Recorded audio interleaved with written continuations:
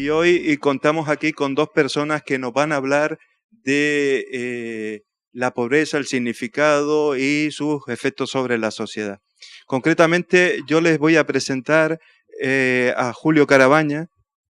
Julio Carabaña, además de estar presidiendo mi tesis doctoral, de la que fue un honor para mí, Julio Carabaña es catedrático de Sociología de la Complutense de Madrid. Ha trabajado en muchos estudios sobre riqueza, pobreza y desigualdad social. Tiene numerosos escritos sobre educación, empleo y ocupación. Y hoy nos va a hablar de ricos y pobres a nivel del ámbito mundial, riqueza y pobreza. Yo particularmente estoy encantado de que él haya aceptado, entre sus múltiples ocupaciones, estar aquí, y tengo que darle las gracias también a mi compañero, a Gustavo Marrero, a los miembros del Centro de Estudios de Desigualdad Social y Gobernanza de la Universidad de La Laguna, por haber estado pendientes y haber estado impulsado este acto que tenemos el placer de poder ofertar al público. Muchísimas gracias a todos y les dejo con Julio. Y tienes como le vamos 30 minutos y te haremos algunas preguntas a posteriori. El acto, debo decir que será grabado.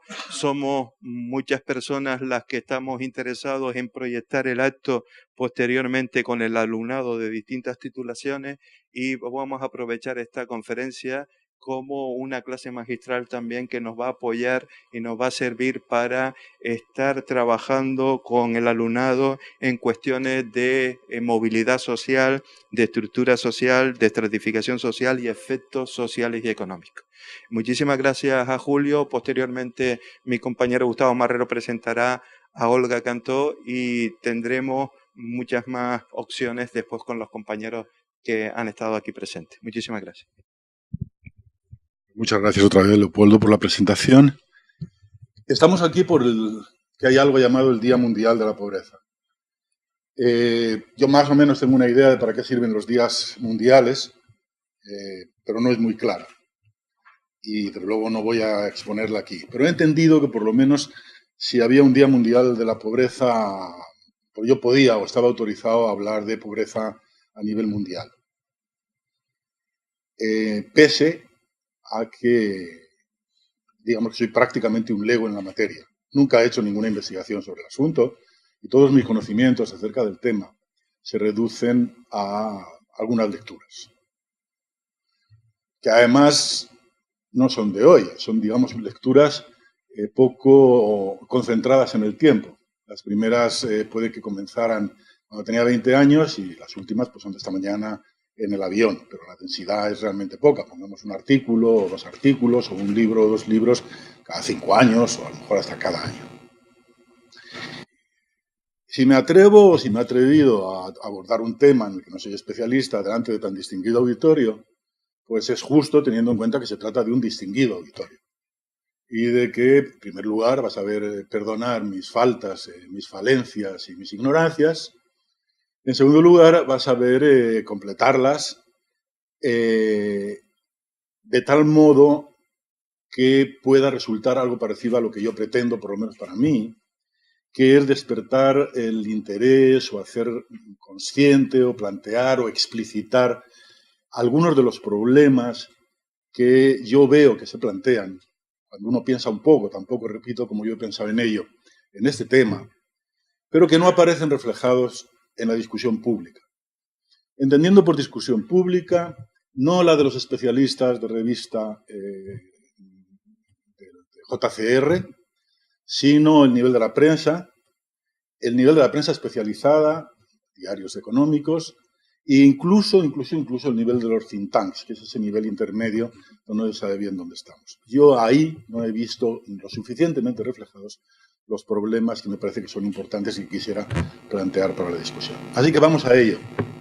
El esquema es, hay una parte conceptual, hay una parte brevemente histórica y hay una parte que es la importante, que es políticas sobre pobreza mundial y problemas que plantean. La parte conceptual está reflejada ahí. Yo creo que se debe partir de la base que la pobreza es el estado natural de la humanidad y que no necesita explicación. Así que la mitad, por lo menos, del esfuerzo que se explique usted la pobreza no hace falta.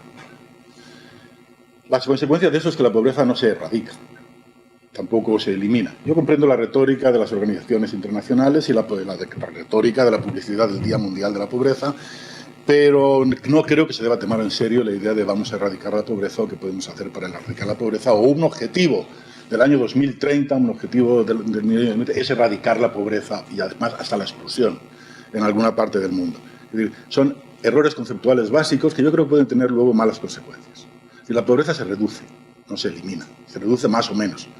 Pero en realidad la pobreza, repito, no existe, es como el frío. Hay un físico en mi facultad que no permite que nadie hable de frío. Siempre dice, perdona, el frío no existe, solo existe el calor. Hay más o menos calor, el frío es un estado negativo inexistente. La pobreza igual. Por tanto, solo se reduce la pobreza, igual que el frío, en la medida en que se crea riqueza, lo mismo que para el frío se crea calor. Es importante, quiero decir, porque el problema, ese es el primer punto. El segundo punto es que, a mi entender, esto ya no es una cosa conceptual, sino que es, digamos, una apreciación empírica, avalada por una larga experiencia histórica.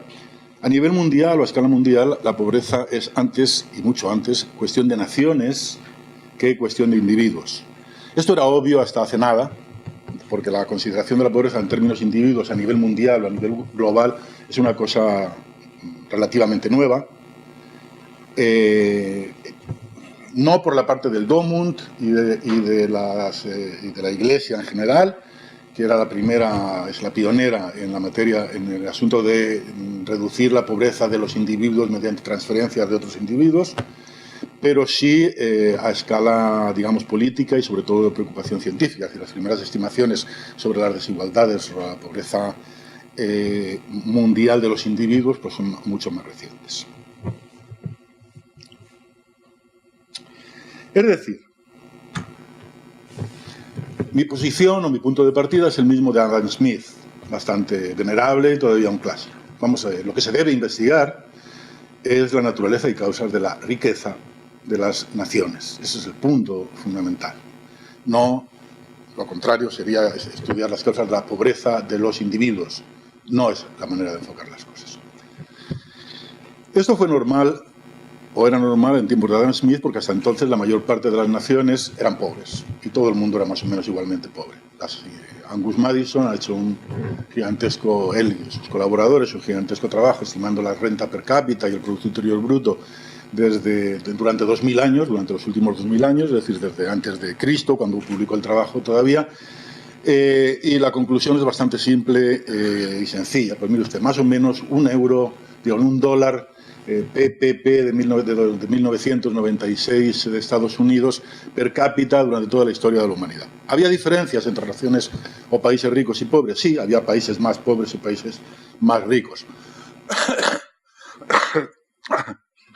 Por ejemplo, Pío II, Enea Silvio Piccolomini, escribe en sus memorias que para la lucha contra el turco solo podía contar con 5 grandes naciones de la cristiandad: españoles, alemanes, franceses, ingleses, italianos, pero que no se podía contar con la gente de más arriba, con la gente del norte, porque eran tan pobres que solo podían comer pescado. Los nórdicos. Bueno, había diferencias de riqueza, pero no eran tan grandes como para que, y sobre todo, no eran acumulativas. Estas diferencias de riqueza entre las regiones tienen una diferencia importante con las de los individuos. Por mucho que crezcan, aumenten o disminuyan las desigualdades en el interior de un país, en el interior de los países, las desigualdades intranación, crecen o decrecen mucho menos que han crecido y que pueden decrecer las desigualdades entre países. En tiempos, repito, de Adam Smith, la igualdad era enorme. En los tiempos siguientes, la desigualdad se fue haciendo enorme también. Las desigualdades entre los países pues, pueden oscilar entre índices de Gini de 0,60 e incluso de 0,20, pero no crecen y decrecen con gran velocidad. La pregunta, por tanto, que se plantea es ¿y por qué esas diferencias entre países? Y la respuesta pues las tienen las teorías del desarrollo, las teorías del desarrollo económico. No voy a entrar ahora, naturalmente, en explicar teorías del desarrollo económico, pero sí que querría subrayar el hecho de que son de dos grandes tipos. Las primeras, que son las de Marx, son las de Weber, llegan hasta Lewis y son las clásicas de la economía, lo que dicen es que las desigualdades se deben fundamentalmente a factores endógenos, pero incluyen la idea de que el desarrollo se extiende, es decir, de que hay naciones que toman el liderazgo, pero que después la expansión de la tecnología, la expansión del conocimiento y la expansión del comercio llevan a la igualdad en el mundo entero. Esa fue la expectativa que se vio frustrada o que se ha visto frustrada repetidísimas veces a lo largo de la historia y a lo largo del tiempo. No solo no se ha producido esa igualación sistemática, sino que surgen desigualdades donde uno menos se lo espera, por lo menos desde el siglo XIX.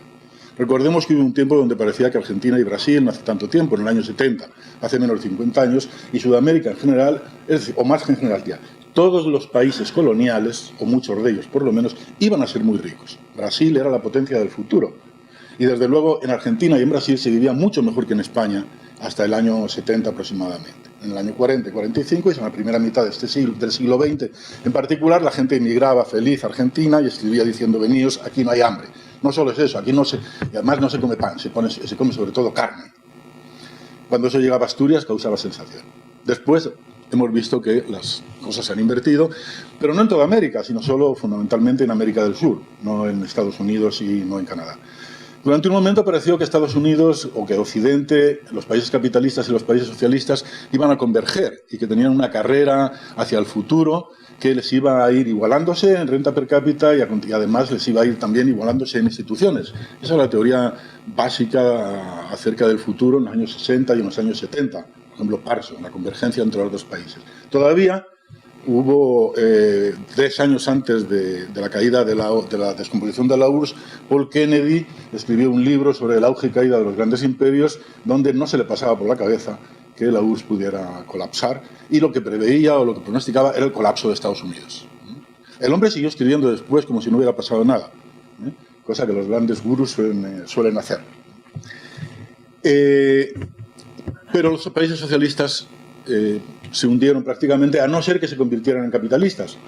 Si se convirtieron en capitalistas, tuvieron un gran éxito, tal es el caso de China, por ejemplo. Nadie se esperaba en los años 80-90 que China fuera a introducir un nuevo factor de desigualdad o un nuevo factor en la carrera, y eso ocurrió. Así que esta expectativa de igualación se vio frustrada, y hay dos grandes, podemos dividir las teorías que lo explican en dos grandes teorías, que son unas, las que insisten en que pese a todo, las causas del crecimiento son endógenas y dependen de las naciones, de cada una de las naciones, y otras que a la vista de las desigualdades que se crean entre los países, insisten en que son fundamentalmente exógenas y se basan en la dependencia entre unos países y otros. Estas son sobre todo de raíz marxista, son las que conocemos los sociólogos, las otras las conocen los economistas fundamentalmente, y vienen desde las teorías del imperialismo, de Lenin, Hilferding, Bukharin, a las teorías del desarrollo desigual, de Gunder Frank y Guy Emmanuel, a la teoría del centro y la dependencia, de Immanuel Wallerstein, etcétera, etcétera, etcétera, y son verdaderamente muy populares. En estas estamos, pues, y he copiado aquí un gráfico por donde se puede ver la proporción de la desigualdad mundial que se debe a, que es intrapaís, en rojo, a lo largo del tiempo. En 1820 era casi inapreciable, los países eran muy iguales, las desigualdades estaban todas dentro, y en 2008, donde el grueso de las desigualdades es entre países y la desigualdad intrapaís es muy pequeña.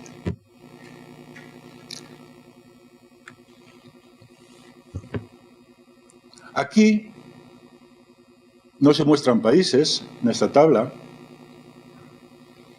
pero se muestran bloques o bloques de países.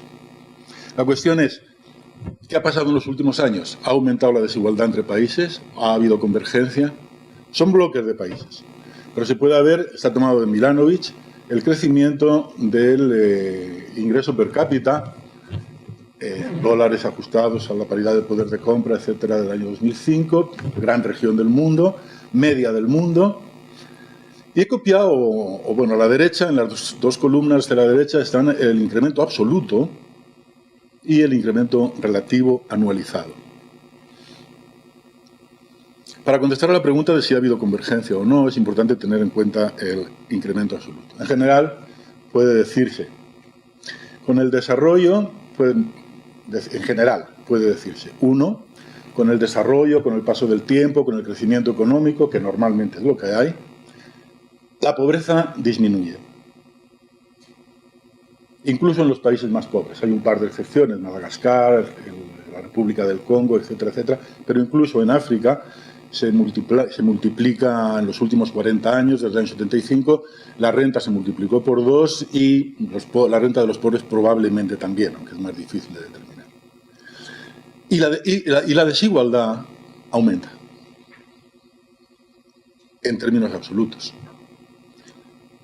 Los economistas, Milanovic mismo en su libro, hacen un fuerte argumento a favor de la consideración relativa.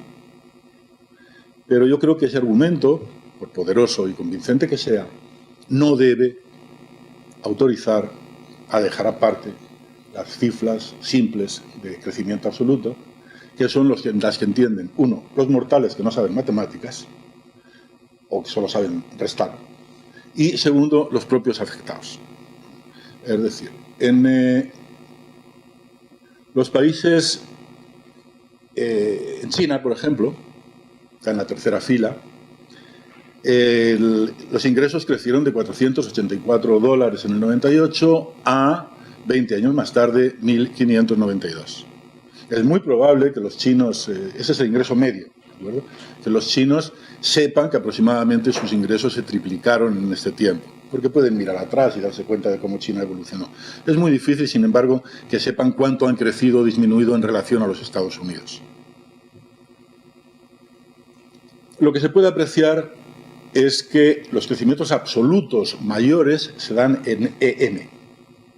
EM significa economías maduras. Están ahí incluidas Europa, Estados Unidos, Japón, etcétera, etcétera. Los ingresos absolutos crecieron casi $4.000, incomparablemente más que en el resto. Incluso incomparablemente más, bueno, incomparablemente más no, perfectamente comparable más que en China, 4 veces más que en China, aproximadamente. 4 veces más que en la media del mundo. 10 veces más que en el resto de Asia. Infinitamente más que en el Oriente Medio y en África del Norte, donde el crecimiento fue prácticamente nulo, aunque no hay dato para 2008. Infinitamente más que en África subsahariana. Pero solo moderadamente más que en Latinoamérica, que está aproximadamente en la media del mundo. Y solo un poco más del doble que en Rusia, Europa Oriental, etcétera, etcétera. La historia es que si se sigue así, la desigualdad en términos absolutos aumenta. No sirve de mucho, a consuelo, por ejemplo, a los otros países asiáticos, a los otros países asiáticos, vamos a tomarlos como referencia, que se les diga que han crecido al 3% acumulativo, mientras que las economías maduras solo han crecido al 2%, 1,017. Porque dirán, bueno, pero convergeremos, si seguimos a este ritmo y las cosas no se rompen, dentro de 40, 50, 100 o 200 años. Ahora bien, las cosas se rompen, las tendencias no son muy estables. Particularmente justo en los países pobres y particularmente en África, las tendencias no son muy estables. Puede haber crecimientos bruscos y decrecimientos bruscos. El caso de China es excepcional. Así que, si bien la igualdad relativa es verdad que disminuye o ha disminuido en el mundo, por países la desigualdad absoluta crece. Y yo no puedo quitarme de la cabeza ni dejar de pensar que por mucho que yo incremente mi renta per cápita, digamos, de $500 a $1.000, si mientras tanto los europeos lo han hecho, o los suizos lo han hecho de 40.000 a 80.000, mi mejora es igual porcentualmente, pero es muy inferior realmente a la mejora de los suizos. Y no se me puede quitar de la cabeza que lo que un suizo compra con 40.000 euros es mucho más que lo que alguien de otro país asiático cuenta con 500 euros nuevos. Por mucho que alguien razone en términos de utilidades y diga que la utilidad está en relación a lo que uno tenía, y que cuando uno es pobre cualquier cosa le viene bien, y que cuando uno tiene hambre cualquier comida es buena. Ese es un punto importante, que trata solo sobre desigualdad, y vamos ahora entonces a la pobreza. Aquí está la pobreza. Otro gráfico de Milanovic. La pobreza disminuyó, evidentemente. Y ese es el punto que ahora mismo nos ocupa. Así que, si de lo que se trata es de que es el Día Mundial de la Pobreza, el dato importante es este. La pobreza absoluta disminuye. O, dicho sin más, la pobreza disminuye. Porque si se habla de pobreza, es pobreza. Si lo que hablamos es, si queremos matizar, entonces tenemos que añadir el adjetivo. Quiero decir que cuando se habla de pobreza absoluta sin necesidad de añadir que es absoluta. Y que no deberíamos, en principio, por salud conceptual, hablar de pobreza y que fuera por antonomasia la pobreza relativa. Significa verdaderamente un salto conceptual, matemático y, como acabo de señalar, también en relación a la realidad y en relación a la política, que tiene mucha importancia. Lo importante es que la pobreza disminuyó. Así que, si estamos en el Día Mundial de la Pobreza, podemos decir que si seguimos a este ritmo, las cosas van a ir muy bien. A ver, estos son 300 euros anuales, per cápita, $300, perdón. Es poco, es $1 diario, pero es el umbral habitual de pobreza. Si subimos, vemos el área que hay ahora, que es esta, pequeñita, y vemos el área que había en 1998, que es toda esta adicional. Así que el número de pobres en el mundo ha disminuido considerablemente. Ese es el dato, repito, importante que conviene mantener. Y vamos ahora a la segunda parte, que es esta. Modos de ayudar. Porque si se celebra el Día Mundial de la Pobreza será porque quieren que nosotros hagamos algo por la pobreza. Si no, ¿para qué? No solo los pobres.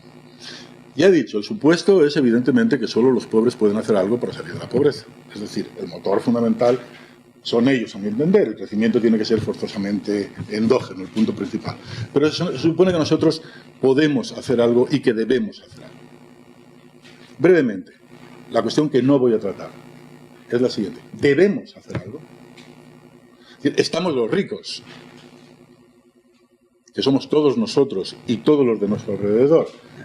La renta del 5% más pobre de la población española es muy superior a la renta del 5% más rico de cualquier país africano y de la mayor parte de los países asiáticos y también creo que de los chinos también. Estamos obligados a ayudar a los pobres de aquí y a los pobres de allá, lo que implicaría incluso que estaríamos dispuestos a ayudar a los pobres de allá, pero no a los pobres de acá, porque los pobres de acá deberían dar parte de la ayuda que nosotros les demos a los pobres de allá. Esa es la cuestión que no voy a tratar. Y no la voy a tratar por lo siguiente. La respondamos como la respondamos, podemos responder sí, estamos obligados porque les robamos muchísimo a los pobres. Explotación colonial, etcétera, etcétera. O bien podemos contestar, bueno, no, aunque no les robáramos y no les debamos nada en sentido estricto, sí es verdad que lo debemos por caridad, por humanitarismo, por solidaridad, por cosmopolitismo. Ha llegado la hora de superar la ética nacional, las éticas tribales, y elevarnos al nivel de las éticas cosmopolíticas, de las éticas humanas sin más. O podemos decir simplemente, bueno, debemos ayudar porque nos conviene. Porque si el desarrollo del mundo no es igual, las tensiones políticas van a ser muy grandes y vamos a salir todos perdiendo. En cualquier caso, probablemente la mayor parte de la gente, por una o por otra razón o por las tres, concluiría que debemos ayudar, o por lo menos debemos intentar. La cuestión entonces, que es la cuestión central, es cómo. Y lo tenía ordenado de otra manera, pero el otro día estuvimos con Olga en una sesión de la Red Española de Políticas Sociales en Zaragoza, y justamente la mesa era sobre predistribución y redistribución, y dije, pues vamos a enfocar el asunto a nivel mundial desde el punto de vista de la predistribución y de la redistribución. Si no salen las cosas del todo bien, es que no la he acabado de encajar, ¿de acuerdo?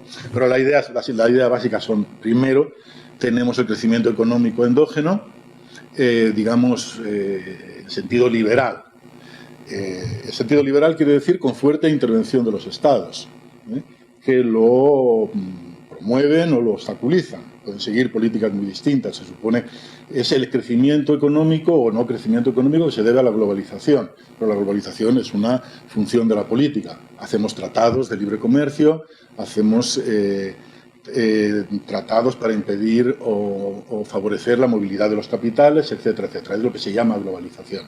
¿De acuerdo?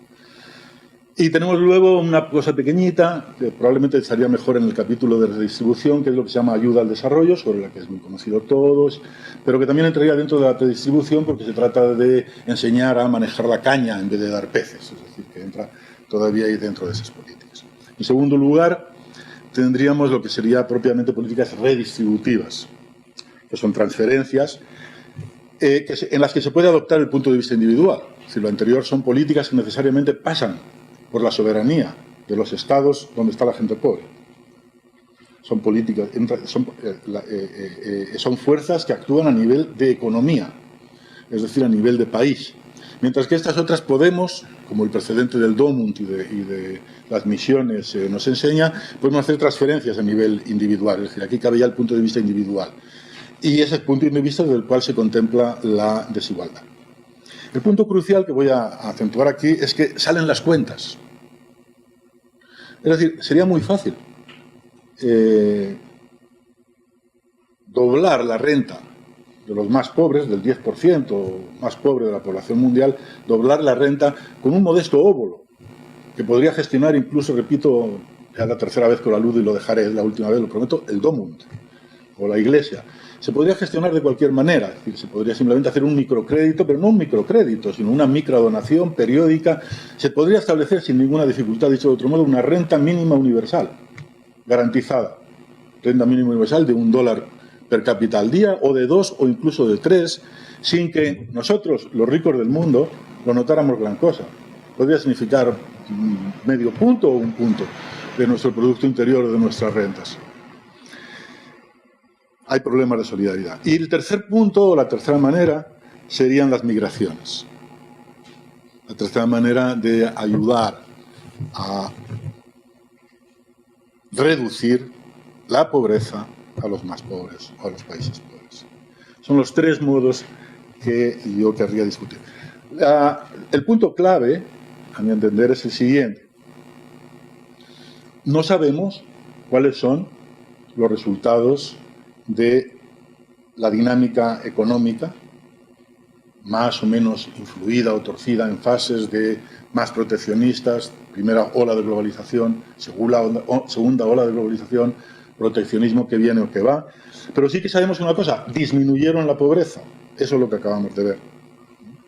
En parte, o en buena parte, la disminución de la pobreza fue obra de la globalización, sí, pero en buena parte esa obra que atribuimos al abstracto de globalización es en realidad obra de Deng Xiaoping.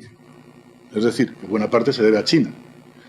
Y eso nadie lo había previsto en otro tiempo. Nadie había previsto que el Partido Comunista de China pudiera convertirse después de las purgas de Mao, de la revolución cultural, del gran salto adelante, etcétera, etcétera, pudiera caer en manos de un individuo que decía que el gato, no importa que el gato sea blanco o negro, sino que lo importante es que cace ratones, y que se iba a convertir a China en la primera potencia capitalista y comunista al mismo tiempo del mundo.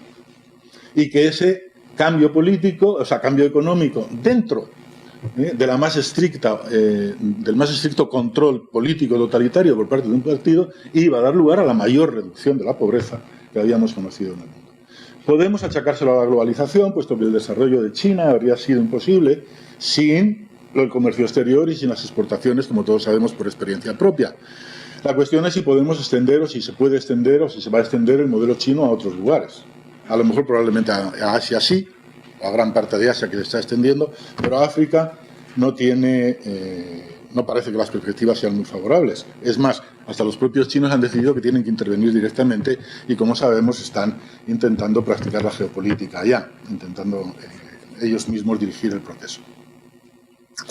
Así que, aunque sea gracias a China, quiero decir, sí que podemos decir sin ningún lugar a dudas que las fuerzas económicas controladas naturalmente, bueno, controladas, gobernadas o dirigidas u orientadas por la política, como siempre ha sido, recuerdo, fueron los estados los que crearon los mercados internos. No es verdad que jamás estuvieran las finanzas o la política o la economía estuviera subordinada a los estados, pero siempre ha sido verdad que la política es absolutamente necesaria para la economía. Si no, no existiría la economía política, es la base de la política económica, y así se basa la ciencia. Segundo, el segundo punto sería, la redistribución es viable, como acabo de decir, es factible, es técnicamente y además sencilla, pero tropieza con un grave problema de solidaridad. ¿Cuál es ese problema? El problema es que todos pensamos que transferir está muy bien, que ayudar está muy bien, pero que realmente es mejor que lo hagan los ricos. Es lo que se puede llamar la paradoja de la redistribución. Sí, los pobres merecen ser ayudados, pero es evidente que no soy yo quien les tiene que ayudar. Es mi vecino.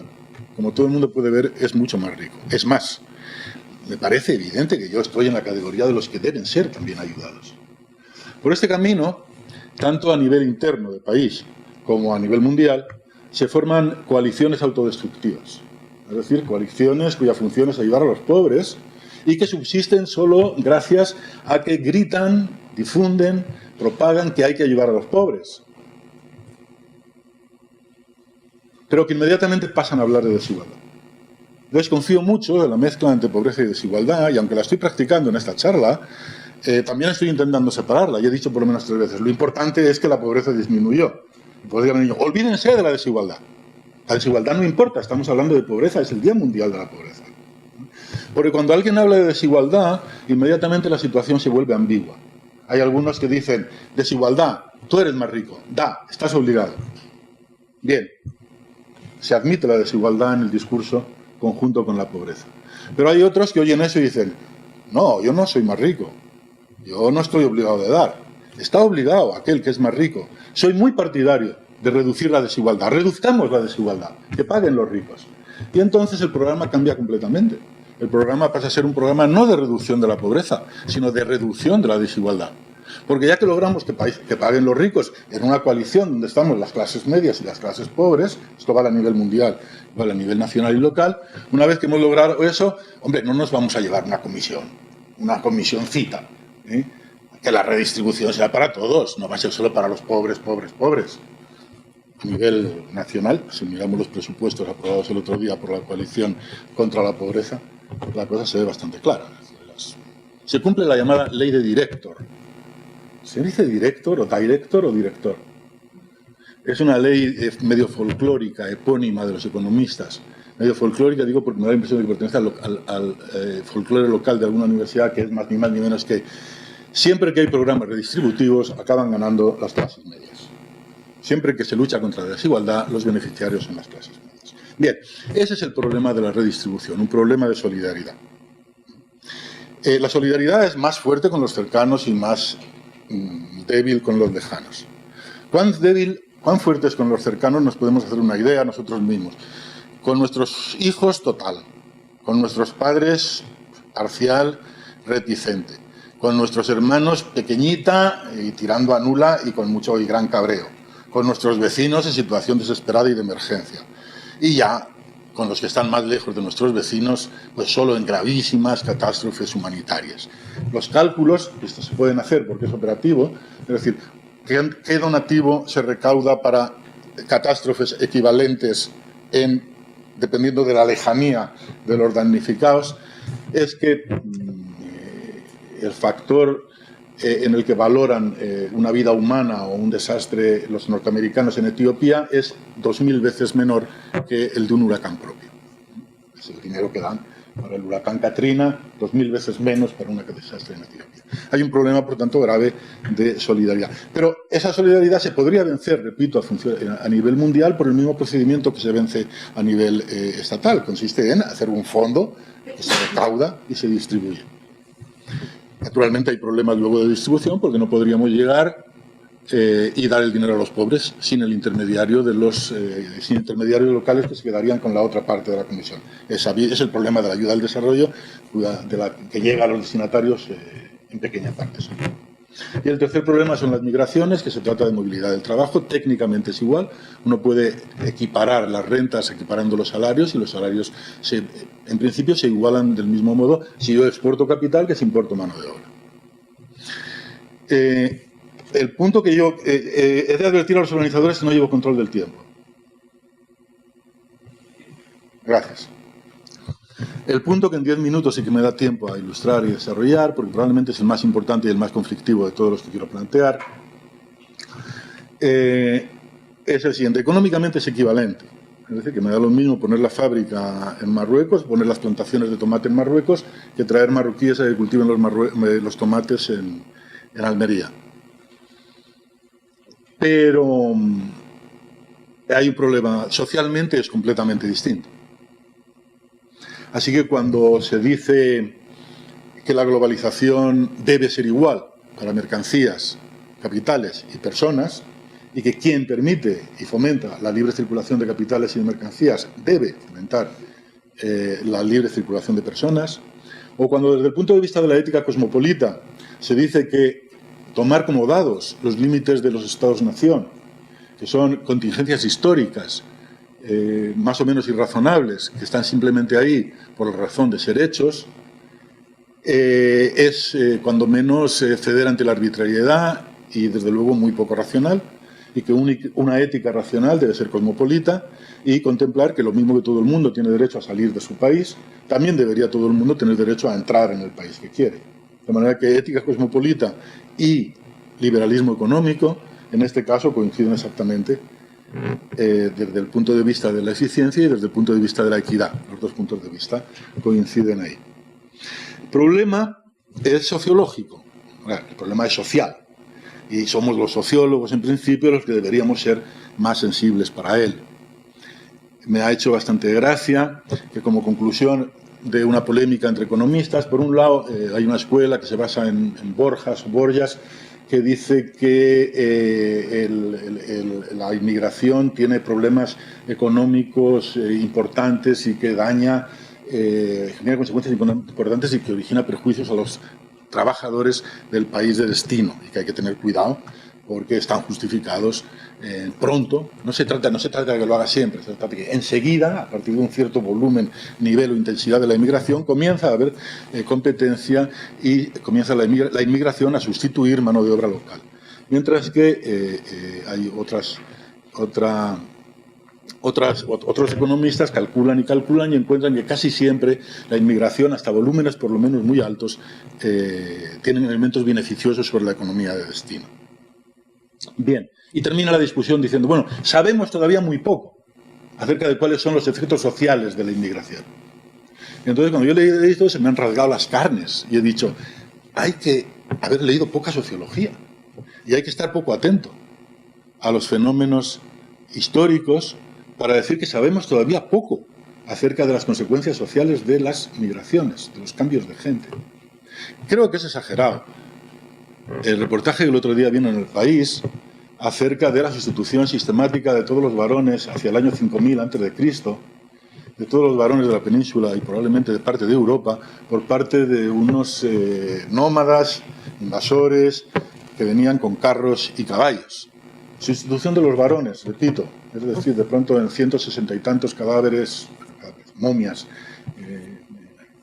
excavadas de la época, se ha encontrado que de pronto los cromosomas X cambiaban y eran de los que venían de fuera, y los cromosomas X seguían siendo de las de aquí.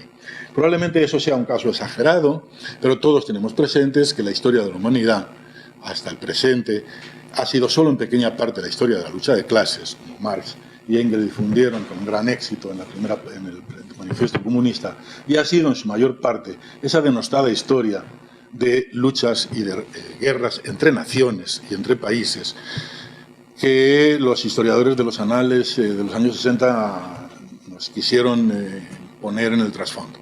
La evidencia anterior y posterior y la actual pone de manifiesto que las guerras, los combates, las luchas, las matanzas y los problemas se deben siempre a los conflictos entre etnias, entre países y entre naciones.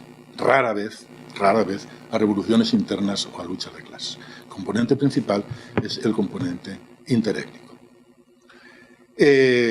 No solo guerras, sino también conflictos internos, problemas de populismo a nivel ya micro y actual, etcétera, etcétera. Y si nos venimos a España, pues solo tenemos que mirar que hace ya 100 años que empezaron las migraciones internas y que todavía los habitantes originarios del País Vasco y los habitantes originarios de Cataluña no han acabado de asimilar a los murcianos y a los charnegos y a los maquetos venidos de otra parte de España. Así que sabemos mucho acerca de los problemas de la inmigración y eso es uno de los problemas más importantes que hay.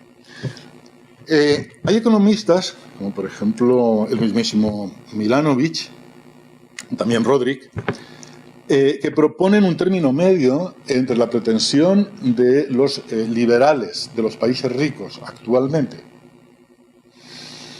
de admitir inmigración solo en condiciones de sí, ¿no? Es decir, los inmigrantes tienen los mismos derechos cívicos y laborales que los nativos, o no entran, es el estado actual, que da lugar a inmigración ilegal, falsa igualdad, etcétera, etcétera. Y proponen un término medio entre eso y la inmigración ilimitada o el corte total, que consiste en reeditar la figura del Gastarbeiter que los alemanes intentaron, que funcionó en Alemania hasta cierto punto en los años 60, que es traer gente con derechos limitados durante cierto tiempo, incluso bajo firmes contratos y controles de compromiso de volver al país, o ponen fórmulas, bueno, en realidad bien conocidas por las mafias de la inmigración o por los gestores de la inmigración de todos los tiempos, que consisten en que una parte de los ingresos de los inmigrantes queden en depósito y solo se les devuelvan a condición de que vuelvan a su país de origen, etcétera, etcétera, etcétera. Bien, son modos de arreglar el problema, se pueden discutir, pero lo que a mí me interesaba subrayar es que es un grave problema. Es decir, el punto es que la ayuda a salir de la pobreza de los pobres del mundo actuales a través de las migraciones puede ser verdaderamente, digamos, una Santa Bárbara, no un polvorín.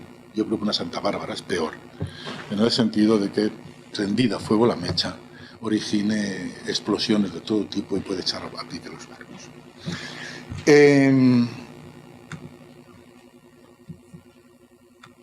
Con esto debo conformarme porque el tiempo se ha pasado y lo que yo tenía aquí era pura y simplemente un cálculo, o sea, los elementos para hacer un cálculo de la viabilidad técnica, contable, de la redistribución a nivel mundial.